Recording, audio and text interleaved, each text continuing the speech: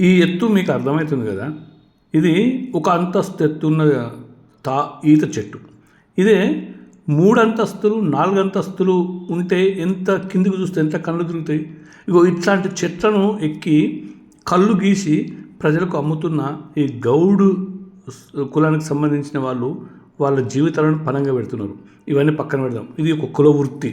ఇది తరతరాలుగా వస్తున్న కుల వృత్తి. అయితే ఈ కళ్ళు తాగిన వాళ్ళు ఆరోగ్యంగా ఉంటారు తప్ప చెడిపోయి అనారోగ్యం పాలైన వాళ్ళు అయితే ఎవరు లేరు. ఎందుకంటే అందులో కెమికల్స్ కలిపితే తప్ప. కానీ ఒరిజినల్గా కనుక కళ్ళు తాగితే అది ఆరోగ్యప్రదాయం. ఇవన్నిటి పక్కన పెడితే ఈ గౌడ కులస్తులకి ఈ ప్రభుత్వాలు ఏమి చేస్తలేవు అన్నది మాత్రం నిజం.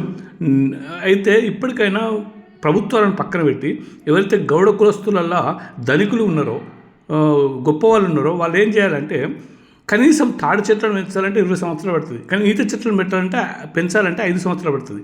ఇట్లాంటి ఈత వనాన్ని పెంచి వాళ్ళకు జీవనోపాధి కలిగిస్తే మాత్రం చాలా అద్భుతంగా ఉంటుంది ప్రపంచంలో. ఈ దేశంలో బతికిన రోజులు మనిషి చక్కగా బతకాలి కాబట్టి. అయితే ఈ కళ్ళు తాగితే ఫస్ట్ ఏంటంటే క్యాన్సర్ కారకాలు అన్నవి ఉండవు మనిషి లోపల, బాడీ లోపల. సో దానికోసమన్న గౌడ కులస్తులు లేదంటే ఇతరుల కులస్తులు ఎవరైనా కూడా ప్రభుత్వాన్ని పక్కన పెట్టడం కాసేపు ఎవరైనా కూడా దాక్షిణ్యాలు కలిగి వాళ్ళకు ఒక ఉపాధి కోసం అని చెప్పేసి ఈ ఈత వనాన్ని పెంచితే బాగుంటుందని చెప్పేసి మనం అనుకుంటున్నాం.